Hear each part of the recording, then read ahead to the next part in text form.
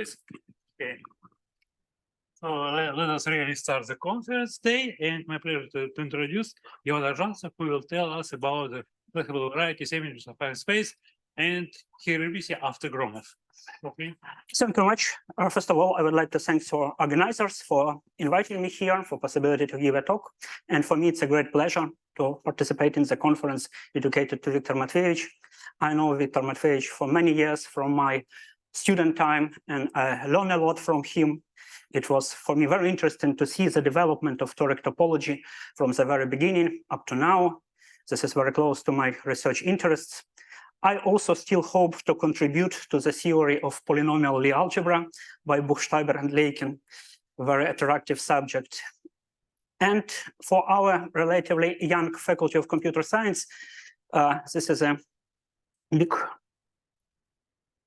chance, big opportunity to collaborate with Viktor Matveyevich and his school, this lab on algebraic topology and its application. This is, in fact, a very rare case of real combination of deep fundamental research and real applications. So we hope very much that this will develop. And now I come to the subject of my talk. I would like to speak about geometrical aspect of the theory, but in any case, it will be algebraic geometry. So we will work with algebraic variety. And let me start with some basic definition. First section will be unirationality. I will consider X. This will be irreducible algebraic variety. At this point, any algebraic variety, maybe affine, maybe projective, maybe non-affine, non-projective. You know that there's a quite wide class of varieties called algebraic varieties. My base field will be the field of complex numbers. In fact, I will apply only algebraic method, so the results are valid over any algebraically closed field of characteristic 0. But to be more geometric, I will consider complex algebraic variety, and n always will denote the dimension of X. And let me recall that X is irrational by definition if the field of rational functions on X is isomorphic to the quotient field of the polynomial algebra. So with any reducible algebraic variety, we can associate its invariant, some field. Say for affine variety, this is just a quotient field of the algebra of regular functions. And if this field is isomorphic to a purely transcendental extension of the field of complex numbers, then we say that the variety is rational. Geometrically, it means that there exists a rational map from affine n-dimensional complex space to X. This is not a real map. This map is given by a rational function. But this map should be birational. It means that it induces isomorphism of the field of rational functions here and here. And certainly on the affine space, the field of rational function is precisely this purely transcendental extension. But even more geometrically, it means that there exists an open subset inside of X, which is isomorphic to an open subset inside of Cn. So our variety share with the affine space some big Zariski open subset. Okay, and some generalization of this notion. This is unirationality. X is unirational if we have not isomorphism but embedding here. If the field of rational function can be embedded into such a purely transcendental extension, and this time the number of variables may be bigger than the dimension of X to some field of rational fractions. In fact, this is not obvious that these conditions are non-equivalent, because say if X is a curve, if this is a one-dimensional case, then it follows from Lulot's theorem that rational is the same as unirational. For dimension 2, this is also true. This is called Konstelnova theorem, also classical result. And to construct an example of unirational but non-rational variety was a big problem, and it was solved in the beginning of 70s, independent publication by Iskovsky and Manin and Clemens Griffiths. And from now on, it's a very active area of research for many classical, say, hypersurfaces. It is sometimes not known whether they are unirational or not known whether they are rational, but known this is unirational and so on. So this is very popular and important area of studies. And also geometric conversion, it means that there exist, again, rational morphism from some maybe higher dimensional affine space to X, but this should be dominant. It means that it is regular and on some open subset. So the image contains an open subset of side of X, but nevertheless, this is rational, not everywhere defined. Yes, this M can be bigger than. So this may be higher dimensional space, which in some sense projects to X. And one of the main questions which I'm going to address in this talk, just look at this definition. We are interested when we can construct a regular, so real morphism from Cm to X, which is regular and surjective.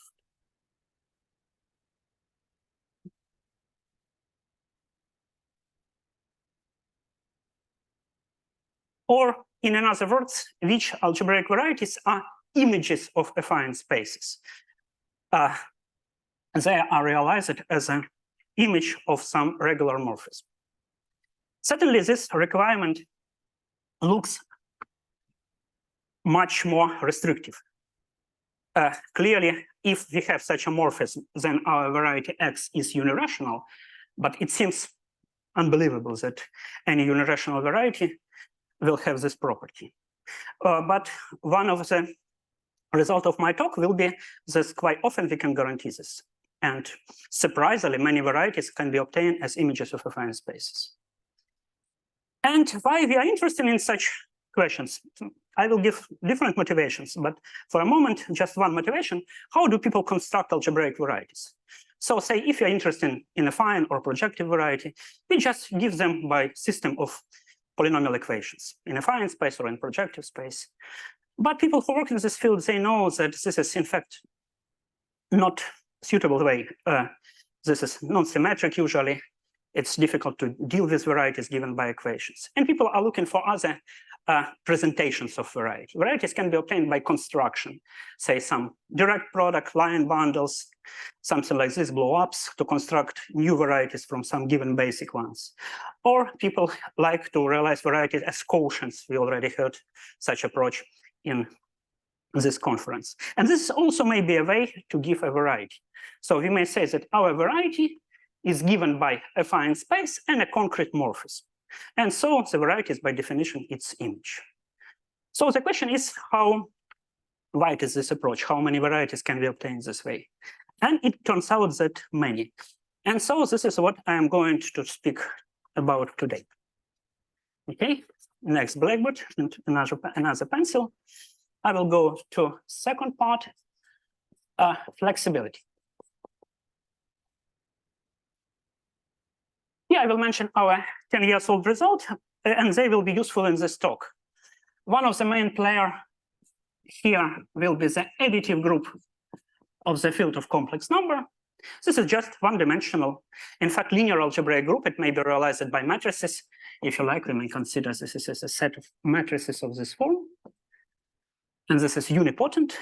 In fact, there are only two one-dimensional linear algebraic group. Additive group of the field and multiplicative group of the field. And it is not a surprise that they play a very important role in the theory of algebraic transformation groups.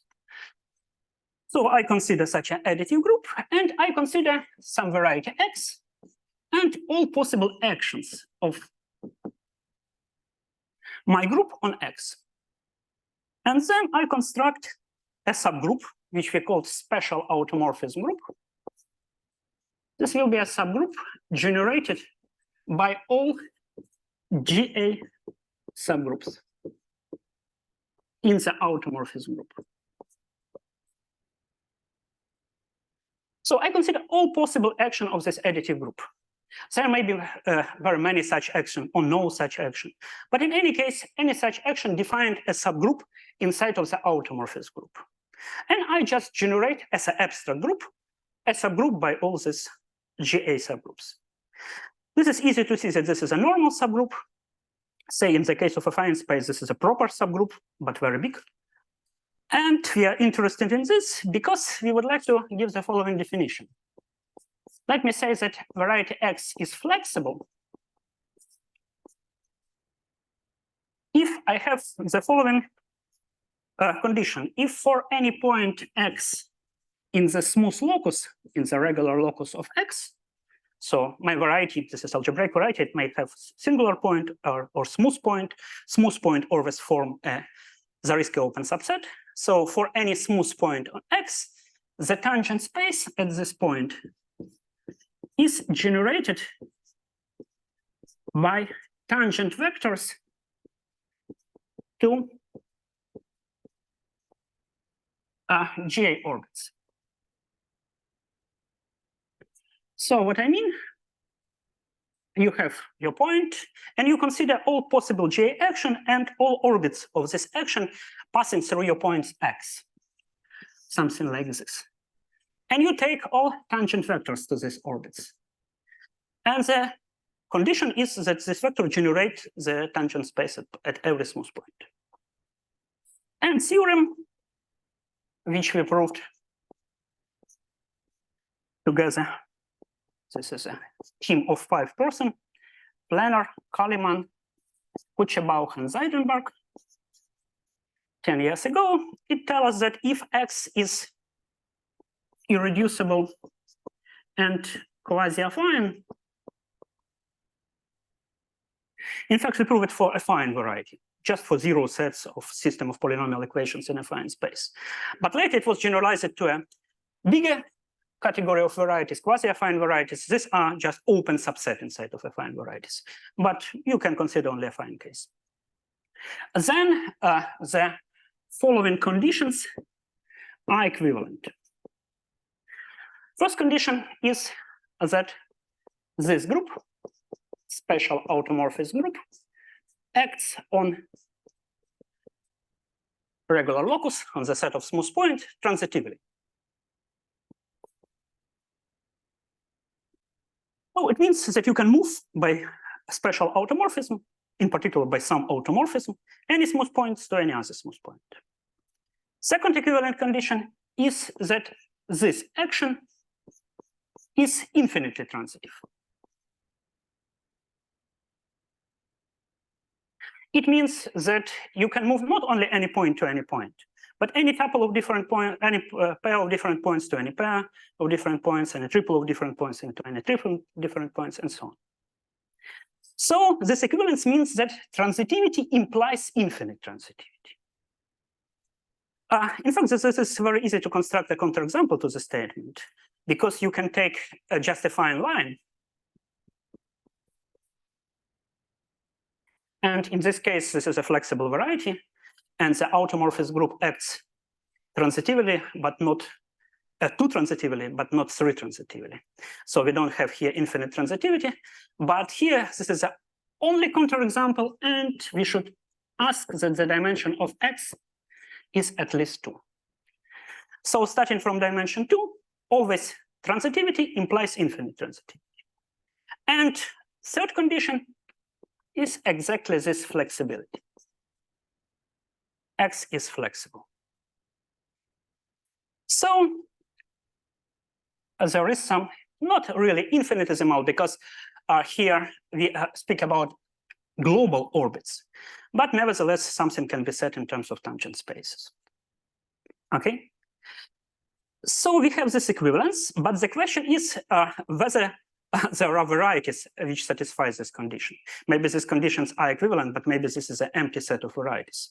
But it turns out that this is a rich class of affine algebraic varieties. Quite clear that all of this holds for affine spaces. And in fact, this is a nice exercise. It was the idea to propose exercises.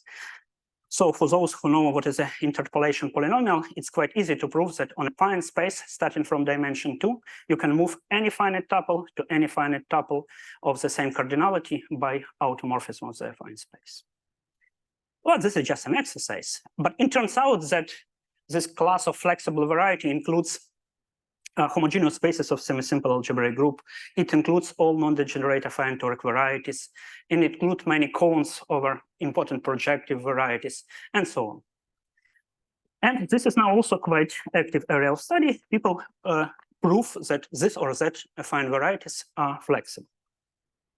And one more theorem in the same spirit, proved, unfortunately, without me, by Lerner, Kaliman, and Zaidenberg 3 years later, and they call it Gromov-Winkelmann theorem, because this result was observed by Gromov and later proved by Winkelmann in the case of affine space. But let me say what is the result. Assume that X is flexible and quasi-affine, and assume that Z is closed and small. Small means that the codimension of Z is at least 2. This is not a divisor, this is some small closed subvariety. Then we may remove this subvariety from X, and we obtain an open subset, and the theorem claims that this is flexible. So flexibility is preserved under dilatation of such closed subvarieties. And one more lemma. Proof of this result is quite technical and long, but I will just take one lemma from this proof because I will need it for the purposes. So lemma tell me that if X is flexible, then there is a finite collection of GA subgroups. I denote them by H1 and so on HM in the automorphism group. Such that we have two conditions. Firstly, for any smooth point, if I apply to this point this subgroup precisely in this order, I will obtain the whole smooth locus. So let me comment. I know that my variety is flexible. By this result, I know that the special automorphism group acts on the set of smooth points transitively. But this special automorphism group is generated by all GA subgroups. So there are infinitely many GA subgroups, maybe. But the claim is that you can find just finitely many GA subgroups. And you don't generate a subgroup by these subgroups. You just apply these subgroups in this given order, okay? And the claim is that you obtain the maximal possible set, the orbit. And another condition, which is non-equivalent to 1, that the tangent space at this X is generated by tangent vectors to the orbit of this subgroup through this point. Okay. What is the connection of these flexible varieties and GA subgroups with this subject which I started with? This will be my third section, which is called A images. Let me say that X is an A image if I have this. I just put it as a term. Variety is an image if there is a surjective regular morphism from some affine space to X. And then this is an easy observation, let me call it claim, that if X is smooth and flexible, then X is an A image.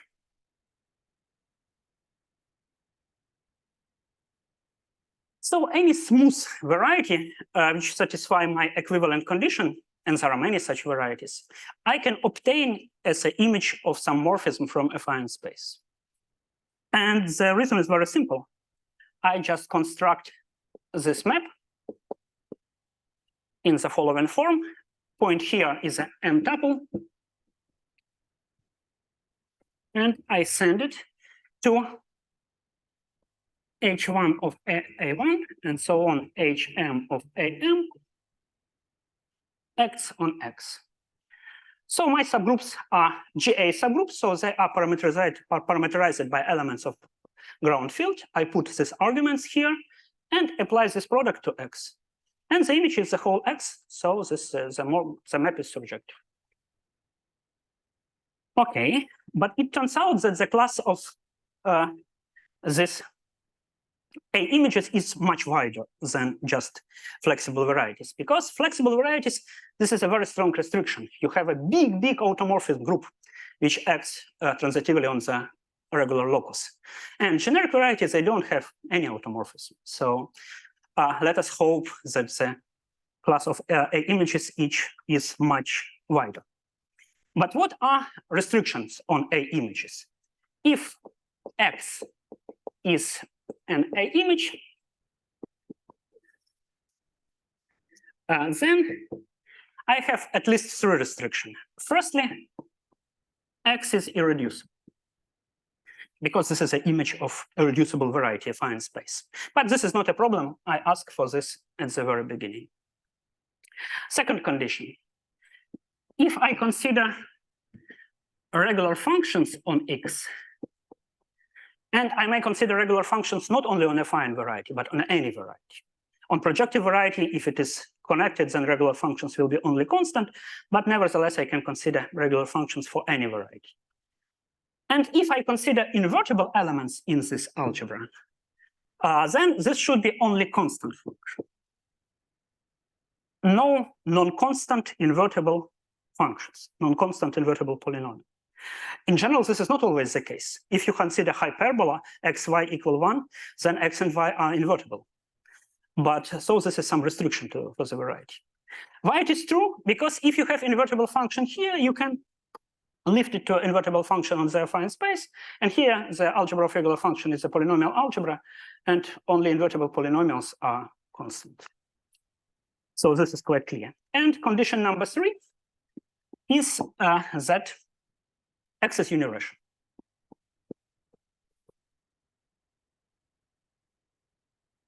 So this is what we discussed there. So we have 3 necessary conditions for a variety to be an image. And let me put 2 questions which specify my original question. Firstly, is it true that condition 1 plus condition 2 plus condition 3 is equivalent to be an image?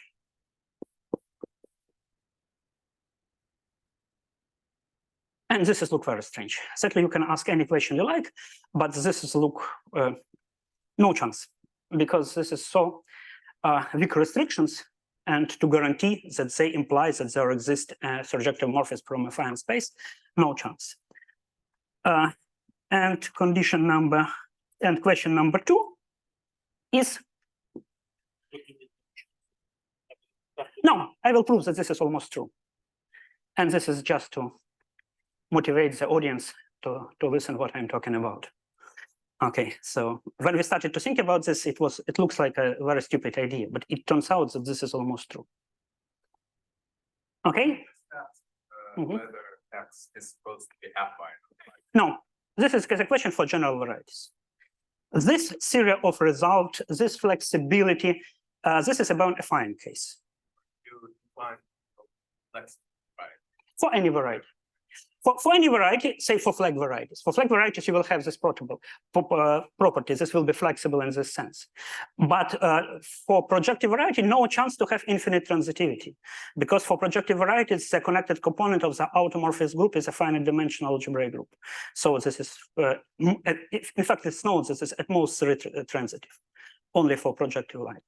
This effect that it may be infinitely transitive, this is only for affine or quasi-affine case.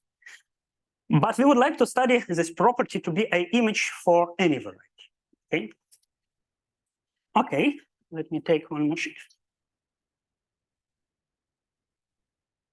And the question number 2, if you see, we have two parameters. We have n, which is the dimension of my x, and we have m, which is the dimension of this covering affine space. So let me ask whether it is possible to assume that m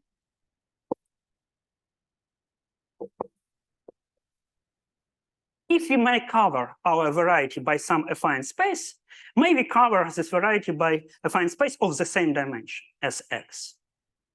Also looks strange and unbelievable, but I also will explain that this is almost true. Okay, so I don't know what is better. Maybe better to use this blackboard. But there is no blackboard, only green and white.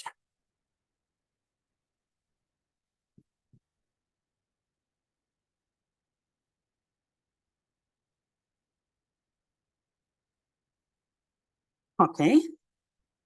Maybe a short motivation why I would like to study A images, one more motivation. This will be about, again, infinite transitivity.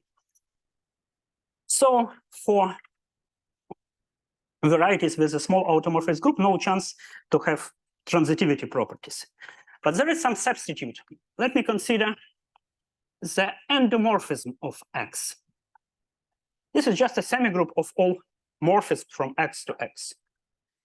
And this is naturally X on X. And let me say that this is infinitely transitive if, again, for any finite subset and any map phi from this subset to X. So that is some subset in X, but I take some other map, not inclusion, but some other map to X. There exists a morphism psi from X to X such that restriction of this psi to this subset is my phi. So any map for finite subset can be extended, interpolated by a morphism of the whole variety. And this is again some claim, some exercise that if X is affine A image, then this endomorphism group has this semigroup has this property. So this is one more argument to consider this A images as some variant, some generalization of flexibility. And now I would like to prove 3 positive results on A images. For this, I will need one more definition. Let me say that my variety X is A covered if X has an open covering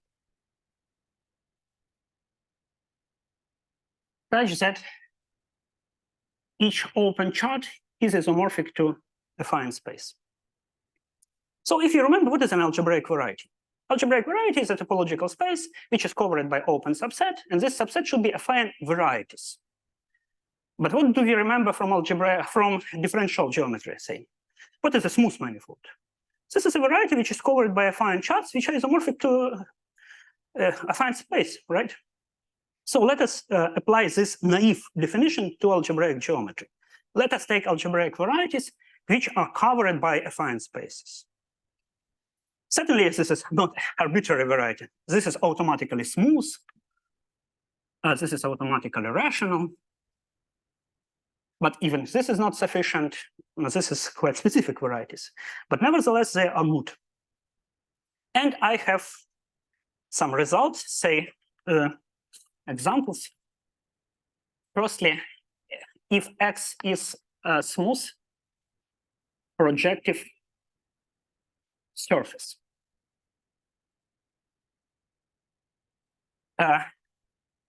Certainly, I cannot guarantee that this is a covered because this is not rational. But if I say that this is rational, then this will be automatically a covered. So very classical object, such surfaces are covered by affine spaces. And as a result, X will be again smooth, but this time toric, or more generally spherical. And usually people in algebraic geometry say complete, but more topological, I will say compact, because in for complex varieties, this is the same as to be compact variety.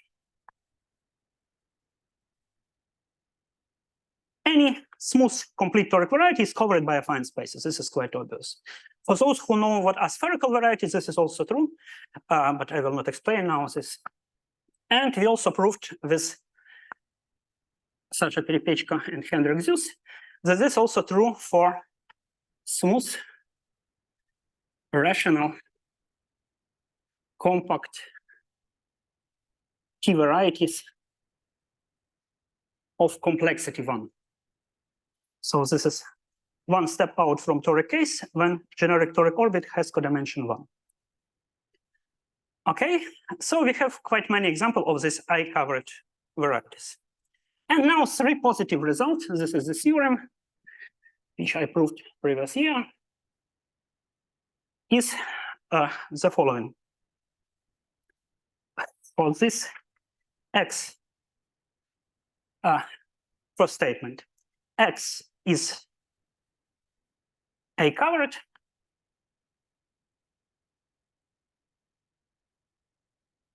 then it is an A image. Very strange connection, because you can cover your variety by open subset which are affine spaces. And then it implies that you can obtain your variety as an image of affine space. Result number 2, for toric, if X is toric, then X is A-covered,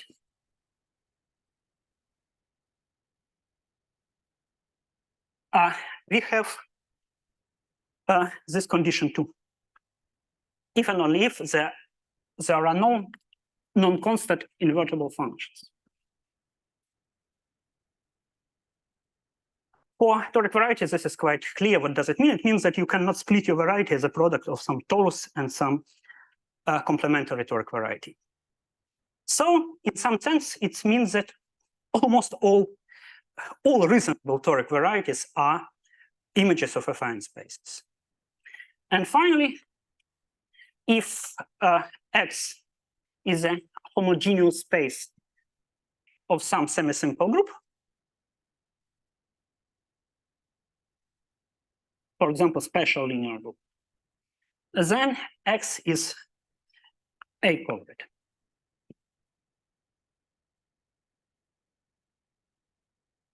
This is quite clear because any semisimple group is generated by root subgroups, which are precisely GA subgroups. So this shows that many varieties may be realized as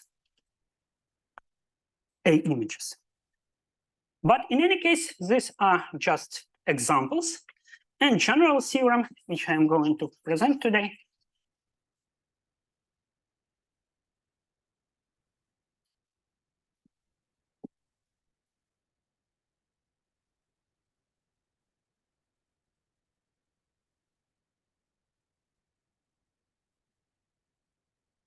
is the following one.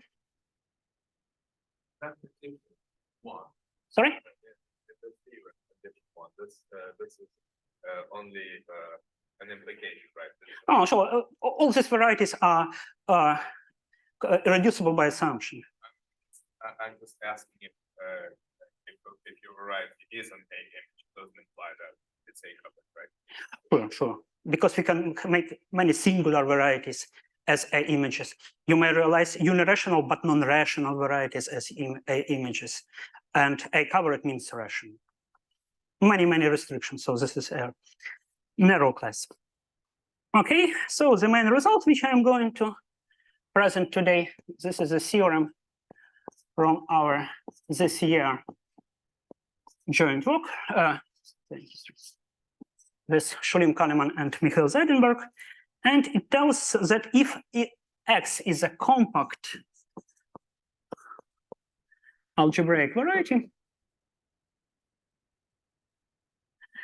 then X is an A image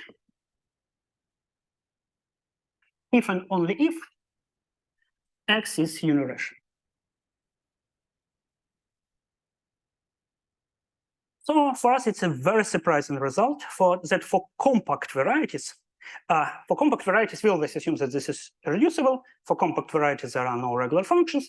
So only this condition is essential. And it turns out this is a necessary and sufficient condition to be an A image. Say any projective unirational variety may be obtained as an image of some surjective morphism from a affine space. And moreover,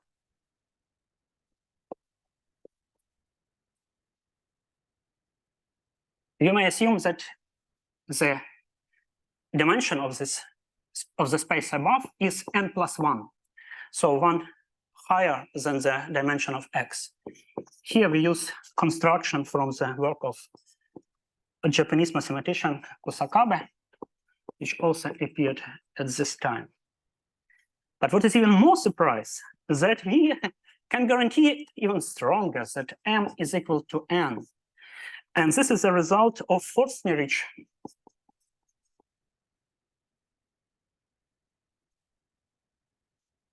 of 70s. But this uses complex analytic technique. This is special over C. So in this paper, some arguments are given that guarantees that we may take the dimension of the upper space to be n, and we can construct holomorphic map. But it is said in this paper that you can guarantee in our setting that this holomorphic map is in fact algebraic. But I'm sorry, my education doesn't allow me to understand this proof. So we hope that this is true, and there is some strong argument to expect that m should be n, because I should study it. Okay, and I have just a minute to speak about technique. How can we prove it? Our usual method with this JA subgroups, flexible variety, doesn't work in such generality. But there is a very useful notion of ellipticity.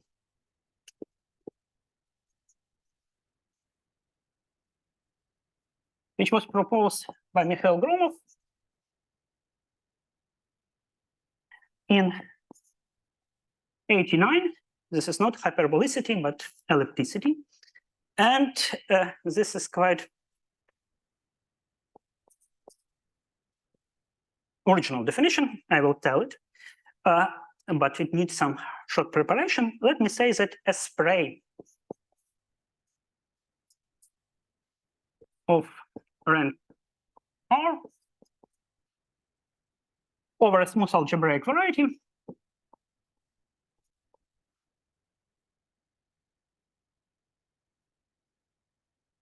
is a triple.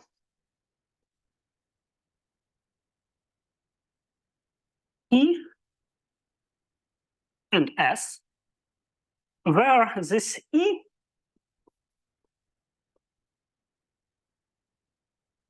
is a vector bundle over X of rank R.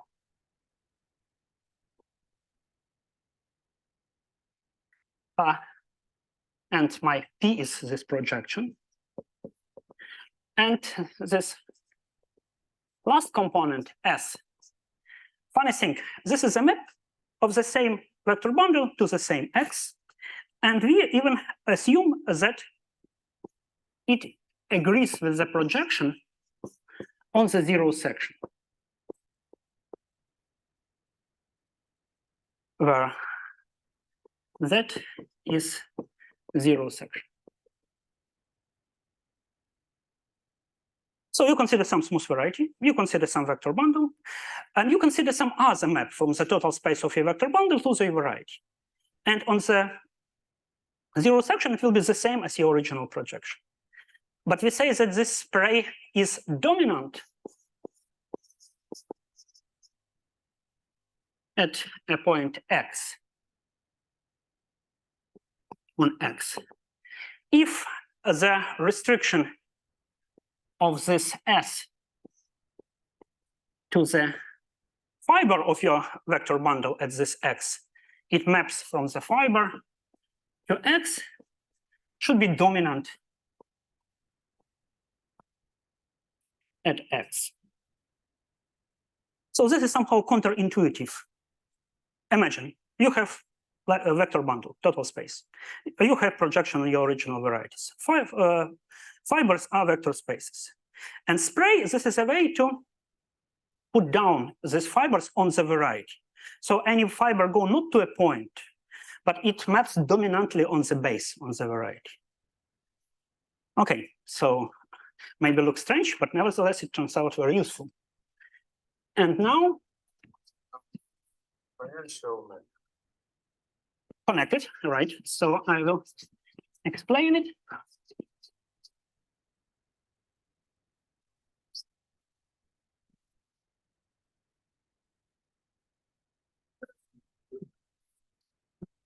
Yes, I do mistake. Hopefully, I will be not the last who use Blackboard. So, and then I do a bad work for next speaker. This is much better, right?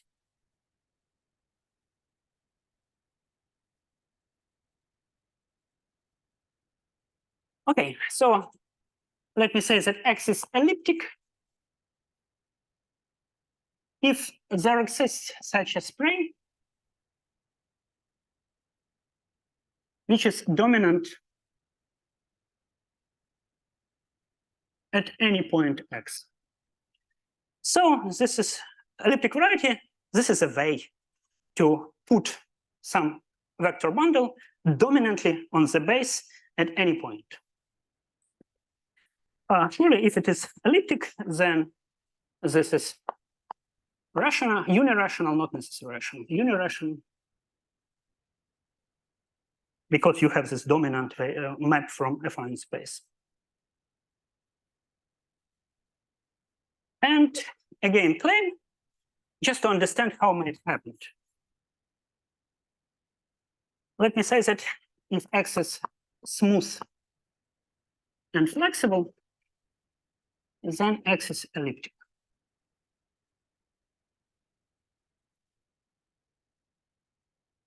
This is, again, quite obvious because of this magic lemma, which I formulated earlier. Because I take trivial vector bundle, just direct product of my X with a affine space, and I send point from the fiber over some X, again, to this product of one parameter subgroups applied to X. So if I have an action of my J subgroups, I can send a affine space down to the base. And this will be dominant by assumption on my flexible variety. Okay, so the time is quite limited. So I will formulate maybe the main result, which implies this theorem I formulated there, but I'm sorry, again, definitions. Maybe the last one. And to motivate it, I recall that we have rational varieties. Rational means that there exists an open subset, which is isomorphic to an open subset inside of affine space. And we have A covered. This is the case when X is covered by open subsets, which are isomorphic to affine space. We already discussed this definition, but I would like to consider some intermediate case this is called uniformly rational.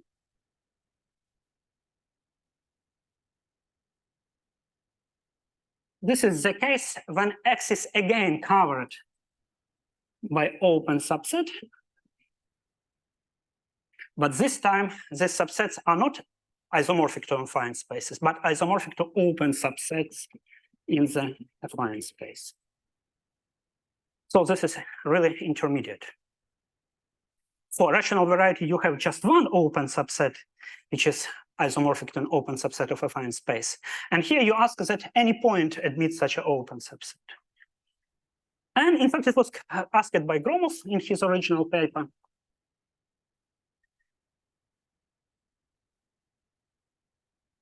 Clearly, this uniformly rational variety is smooth because this is covered by smooth open subset. So the question was, is smooth rational is equivalent to uniformly rational?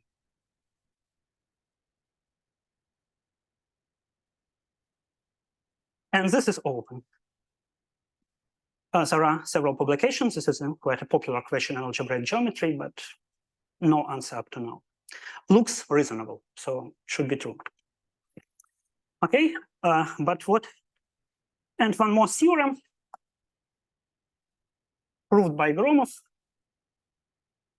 and then also rediscovered by other people, that this property to be uniformly rational is preserved under blowups with smooth centers.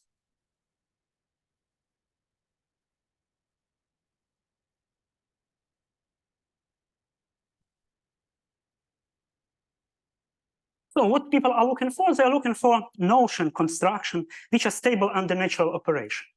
Say if you start to blow up something, you cannot control the automorphism group. Automorphism group will be broken. But this property to have a nice covering, this is stable under such operation as blow-ups of smooth locus. And this is very, very good. So maybe I have a time only to formulate one more, our main result.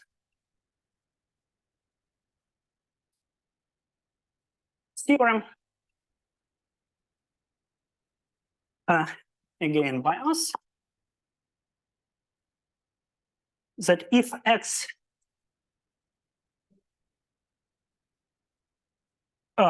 compact uniformly rational,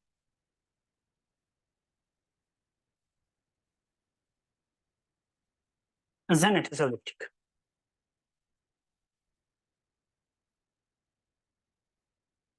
This is quite hard technical result with a rather long proof.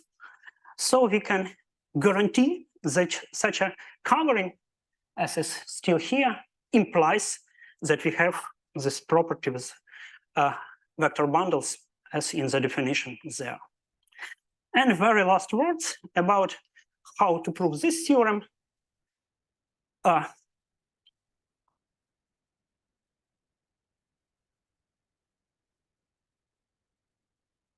Let me call it theorem 1.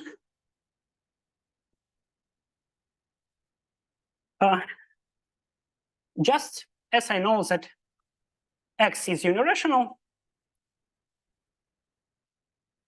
it implies that there exists a birational map from projective space.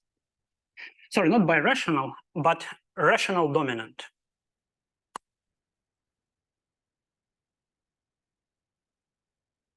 After some work, we can guarantee that dimension is the same, but this is not isomorphism. This is on the open subset. This is some finite covering, so finitely many points in generic fiber.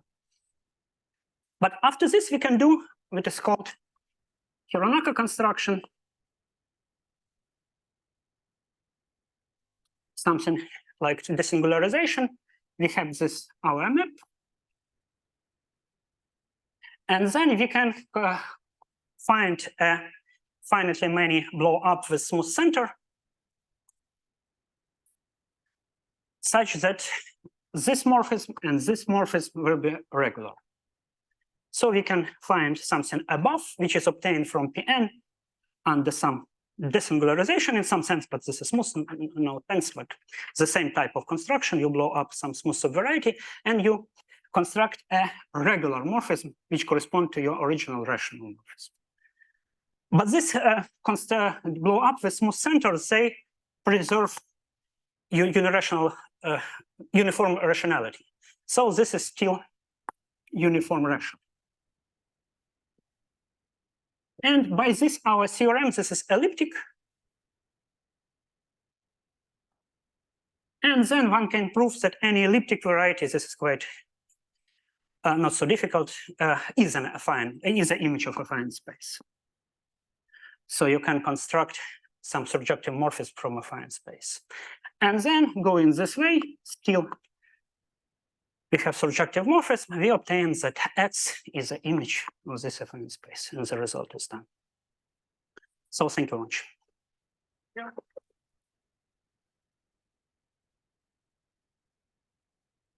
Thank you very much. So there is some question. Okay, please. Right. Your theorem number 1 gives a characterization of unirational compact algebraic variety, right? Does it give you a way to construct large families of unirational varieties which are not rational? No, I don't think so, because this is a question, when you have such a finite covering, can you construct another morphism which is birational isomorphism?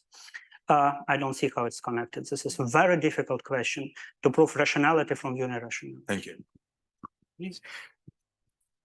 So the last statement of theorem 1 says that if X is compact and unirational, there exists a rational cover from the affine space of the same dimension onto this X. So, for instance, if X is a projective space, yes. What is this map? Nice exercise. Construct map from C1 to P1. Difficult to believe, but it exists. People know that there are no morphisms from projective space to affine space. Any such morphism will be more morphism to a point. But you can map, say, affine line to projective line. Let me leave it as an exercise for next week school. And yet another question, if you allow me. So there was a theorem on this blackboard in the middle, which you erased. One of the statements of this theorem was about toric varieties with no non-constant invertible functions. So you said that such a variety is covered by affine spaces, right? No, we claim that if you have a toric variety, then this is A covered, this is an image of affine space. If and only if there are no— A covered or A image? Sorry, A image, right. A covered, these are only smooth varieties, definitely, right. But A image, this works for any toric variety without invertible function. And if it is smooth, do you state that it is A covered in this case? No. Okay. I just missed the formulation. Thank you. I'm sorry, that was my wrong pronunciation. Are there more questions? Yeah, that was a continuation of Dmitri's question. So you have the map from C1 to P1, but what are other? You mentioned flag varieties and Grassmannians. They are also A images, or? Yes, this is very easy. Let me explain you. That will solve the exercise as well. No. I will explain very briefly. Take Grassmannian. This is the homogeneous space of special linear group over some parabolic subgroup, right? Then you take, what is a special linear group? This is a group of matrices with determinant 1. Consider so-called root subgroups. These are subgroups where you have everywhere 0, 1 on the diagonal, and arbitrary element at some point. A multiplication by such a matrix, this is an elementary transformation. What we know from the first year of linear algebra. Then using such transformations, any matrix with determinant 1 can be moved to unit matrix, right? It shows that the group SLN is generated by subgroups of this form, right?